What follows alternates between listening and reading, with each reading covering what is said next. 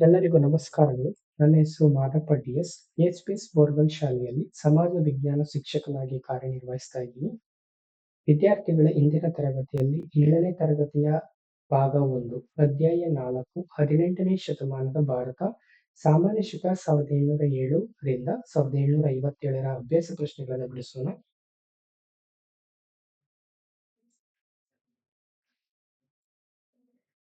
ಮೊದಲಿಗೆ ಖಾಲಿ ಬಿಟ್ಟ ಸ್ಥಳಗಳನ್ನು ಸೂಕ್ತ ಪದದಿಂದ ಭರ್ತಿ ಮಾಡಿ. 2ನೇ ಶಿವಾಜಿ ಎಂಬ ಕೀರ್ತಿಗೆ ಪಾತ್ರರಾದ ಪೇಶ್ವೆ. ಉತ್ತರ 1ನೇ ಬಾಜಿರಾವ್. ಕರ್ನಾಟಕ ರಾಜಧಾನಿ ಡ್ಯಾಶ್ ಆಗಿತ್ತು. ಉತ್ತರ ಆರ್ಕಾಟ್ ಅಂದ್ರೆ ಈಗಿನ ತಮಿಳುನಾಡು. 3ನೇ ಬಿಟ್ಟ ಸ್ಥಳ ಪ್ಲಾಸಿ ಕದನ ಡ್ಯಾಶ್ ಅಲ್ಲಿ ನಡೆಯಿತು. 1757. 3ನೇ ಪಾನಿಪತ್ ಕದನ ಸಾಮಾನ್ಯ ಶಕ ಡ್ಯಾಶ್ ರಲ್ಲಿ ನಡೆಯಿತು. 1761. ಈಗ ನಂತರದ ಒಂದು ಪದ ಅಥವಾ ವಾಕ್ಯದಲ್ಲಿ ಉತ್ತರಿಸಿ. ಪ್ರಶ್ನೆ: ಇತಿಹಾಸಕಾರರು ಯಾವ ಶತಮಾನವನ್ನು ಮರಾಠರ ಪರಮಾಧಿಕಾರದ ಕಾಲ ಎಂದು ಕರೆಯುತ್ತಾರೆ? ಉತ್ತರ 18ನೇ ಶತಮಾನವನ್ನು ಇತಿಹಾಸಕಾರರು ಮರಾಠರ ಪರಮಾಧಿಕಾರದ ಕಾಲ ಎಂದು ಕರೆಯುತ್ತಾರೆ. ಮುಂದಿನ ಪ್ರಶ್ನೆ: 3ನೇ ಪಾನಿಪತ್ ಕದನ ಯಾರ ನಡುವೆ ನಡೆಯಿತು? 3ನೇ ಪಾನಿಪತ್ ಕದನ ಮರಾಠರು ಮತ್ತು ಮೊಘಲ್ ಅಹಮದ್ ಶಾ ಅಬ್ದಾಲಿ ನಡುವೆ ನಡೆಯಿತು.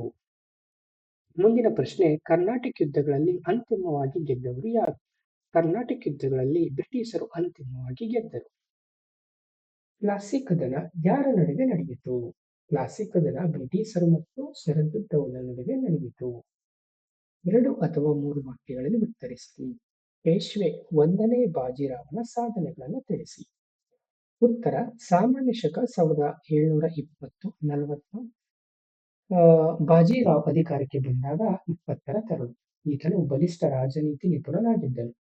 ಈತನು ಪ್ರಾರಂಭದಲ್ಲಿ ಹೈದರಾಬಾದ್, ಆಮೇಲೆ ಮಾಳ್ವಾ, ಗುಜರಾತ್ ಮತ್ತು ಬುಂದೇಲ್ಖಂಡಗಳನ್ನು ವಶಪಡಿಸಿಕೊಂಡನು. ಬಾಜಿರಾಯನ ಪ್ರಮುಖ ಸಾಧನೆ ಎಂದರೆ ಸೇನಾ ಸಮೇತನಾಗಿ ಉತ್ತರ ಭಾರತಕ್ಕೆ ಮುನ್ನಡೆದದ್ದು, ದಿಲ್ಲಿಯ ಮೇಲೆ ಎರಗಿದ್ದು. ಈತನು 2ನೇ ಶಿವಾಜಿ ಎಂಬ ಕೀರ್ತಿಗೆ ಪಾತ್ರನಾಗಿದ್ದನು. ಮುಂದಿನ ಪ್ರಶ್ನೆ: ಪ್ಲಾಸಿ ಕದನದ ಕಾರಣಗಳು ಹಾಗೂ ಪರಿಣಾಮಗಳು ಯಾವುವು? ಕಾರಣ: ನವಾಬ್ ಸಿರಾಜುದ್ದೌಲ ಯುವಕನಾಗಿದ್ದರಿಂದ ಇಂಗ್ಲಿಷರು ಅವನನ್ನು ಕಡೆಗಣಿಸಿ ಅನುಮತಿ ಪಡೆಯದೆ ಕೋಲ್ಕತ್ತಾದಲ್ಲಿ ಫೋರ್ಟ್ ವಿಲಿಯಂ ಕೋಟೆಯನ್ನು ಬಲಪಡಿಸಿದರು. ಅಲ್ಲದೆ ವ್ಯಾಪಾರ ರಿಯಾಯಿತಿಗಳನ್ನು ದುರುಪಯೋಗ ಮಾಡುತ್ತಿದ್ದರು. ಇಂಗ್ಲಿಷರು ತನ್ನ ಆದೇಶಗಳನ್ನು ಪಾಲಿಸದೆ ತನ್ನ ವೈರಿಗಳೊಡನೆ ಸೇರಿ ಕುತಂತ್ರ ಮಾಡುತ್ತಿದ್ದರೆಂದು ನವಾಬ ಭಾವಿಸಿದನು. ಆದ್ದರಿಂದ ಕೋಪಗೊಂಡು ಇಂಗ್ಲಿಷ್ ಕೋಟೆಗಳನ್ನು ಸ್ವಾಧೀನಪಡಿಸಿಕೊಂಡರು. ಇದೇ ಮುಂದೆ ಪ್ಲಾಸಿ ಕದನಕ್ಕೆ ಕಾರಣ ಆಯಿತು. ಪರಿಣಾಮಗಳು: ಬ್ರಿಟಿಷರಿಗೆ ಗೆಲುವಾಯಿತು. ಇವರ ಕೃಪೆಯಿಂದ ಮೀರ್ ಜಾಫರ್ ಬಂಗಾಳದ ನವಾಬನಾದನು. ಆದರೆ ಅವನು ಬ್ರಿಟಿಷರ ಕೈಗೊಂಬೆಯಾದ. ಕಂಪನಿಯು ಹೇರಳ ಹಣ ಮತ್ತು 24 ಪರಗಣ ಎಂಬ ಜಿಲ್ಲೆಯ ಜಮೀನ್ದಾರಿ ಹಕ್ಕನ್ನು ಪಡೆಯಿತು. ಇದು ಕಂಪನಿಯು ಭಾರತದಲ್ಲಿ ಕಬಳಿಸಿದ ಪ್ರಥಮ ಭೂಭಾಗವಾಗಿತ್ತು. ಧನ್ಯವಾದಗಳು.